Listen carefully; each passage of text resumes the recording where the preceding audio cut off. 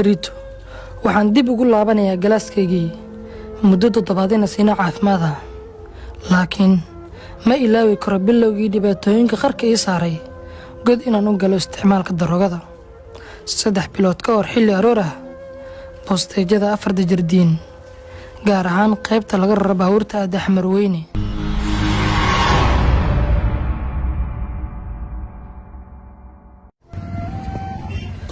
tolo saakay labada kun baabuuran ku raaca mise nacna kula ayaan ku iibsaday si jawiga u sax waa inaan nacna kula gataa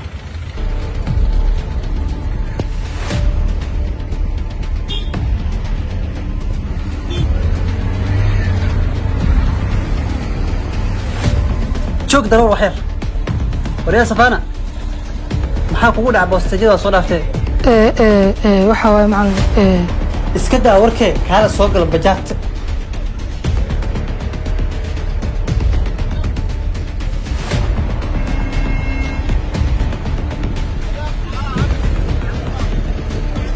waxyar jooji saxaab darawal waxyar joojina maxaa kugu dhacay macallin ana kula soo iibsana dhinac kuleelkee macallin wallahi aniga xunin ma joogi karo la subax ashma okay dhinac kuleelka ay sheegaysid maana fahmin arday aad tahay maadan soo quraanin miyaa saar macallin dul qaad waxyarno bal orod xisaddiino bilaawara tahay soo dheeree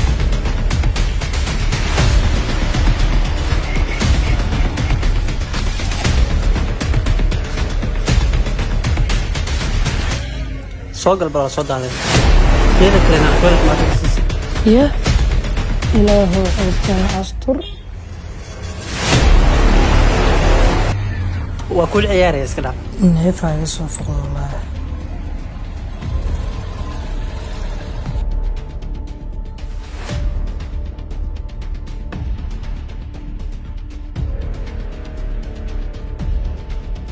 السلام عليكم عشركينا يا بلاباننا wuxuuna ku saabsan yahay dhibaatooyinka uu leeyahay daraakiska siyaabooyinka looga hortagi karo waxa kamid ah waa soo daadin soo gala bulshada laga wacyigeliyo in nadaafadda lagu dadaalo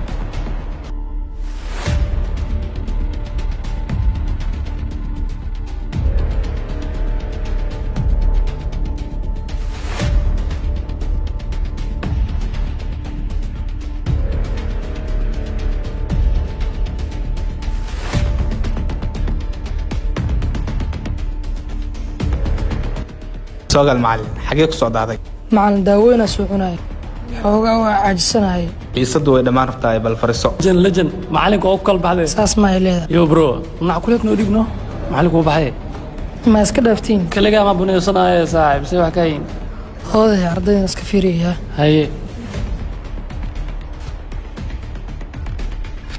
أي قرجع يسوعي والله معلم ها تليفونك والله اوكي صباح معلكم مشغول سي هذيك نسينه ها باي سينو هذه بايتي مسكحة ين فرنتي عياده يعني اللي فهمي يا gabdhaha dambe hadalka hala joojiya isbabsi saxiiwano macallinkii uu soo raadinay hadda xiisad ka soo fasaqaadee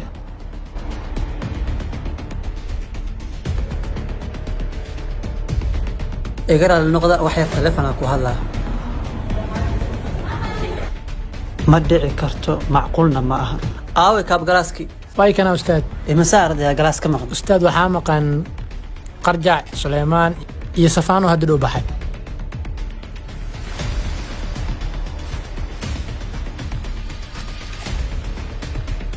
السلام عليكم وعليكم السلام أرنتنا يا كوغيري وحنا الله كل ما أنيقو تلفون كهذا كل يردي باستعمال يسي وحنا فيلا يا إني قف أركان كدبني عرين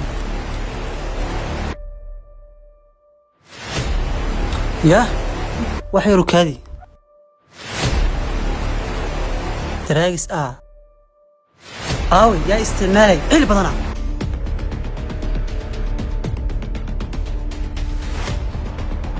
وسو أروريه كدبني جلاسك يا سيدك تقول كاب جلاسك يا ودي أرددا فصلك كم مكان كدبني وحوي شيء إن صدح أردي فصلك كم مكان سيادتي معلن وإن أرددا سفي عن الله بارد ما أنتو مسكحيا يا مقالهان أوكي that's true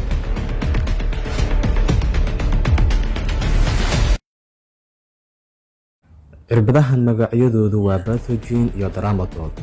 Waxaa loogu talagalay in lagu yareeyo xanuunada raaga sida dadka kansarka qaba. Sidaa daraaddeed dhibaatooyin fara badan ayay la kulmayaan haddii ay isticmaalaan dadka aan xanuunadaasi qabin, sida hurdo la'aan, madax xanuun joogto ah, wareer, matag. Haddii qofku uu qabatimo isticmaalkeeda isla markaana uu waayo, waxaa laga yaabaa in uu qofku nolosha isdhaafsiiyo oo uu isgudo.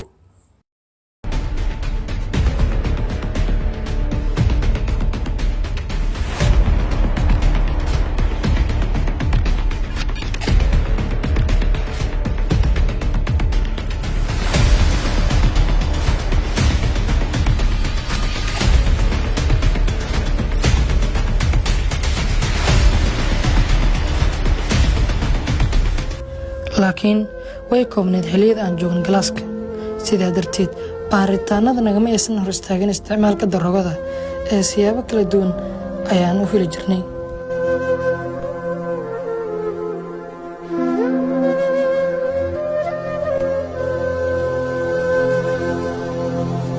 waxaan joogtay hebe isticmaalkeeda heer waxaan gaaray meesha gabalku ugu dhaco inaan jiifto.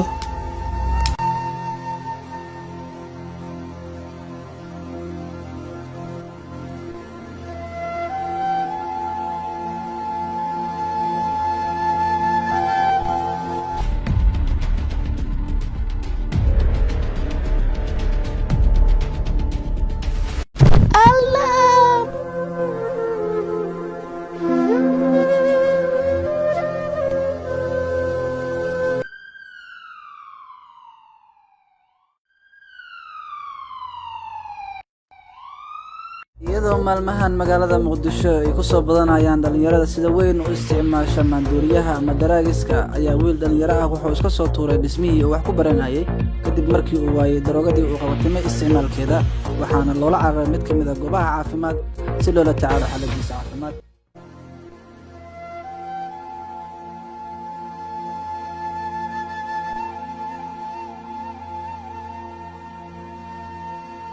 muddo saacadaha anigoo ogeyn waxaan ku suganahay ayaan indhaha soo kala qaaday.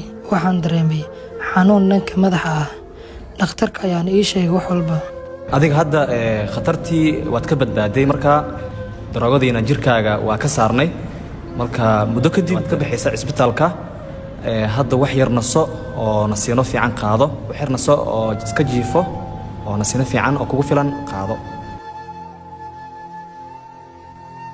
fasaxii wuu dhammaaday.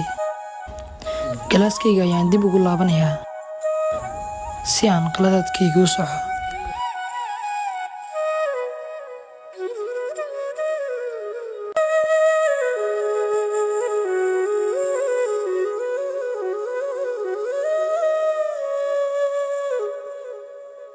markaad isbitaalka ka baxdo, xiriirka Allah wanaaji, kalinimada iska ilaali oo dadka soo dhexgal oo markaa la sheekayso, sportiskana ciyaar, saaxiibadaadana ka wacyigeli khatarta ee daraagiskan ay leedahay, iyo dhammaan bulshada oo ay dal ka wacyigeli.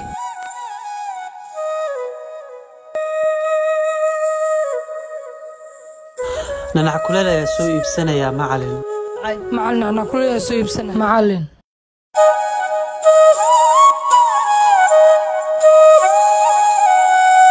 nasiino kadib waa soo laabatee, maxaa kuu qorshaysan? waxaa ii qorshaysan in dabinkii aan ku dhacay cid kale aysan ku dhicin insha Allah. nasiib wacan.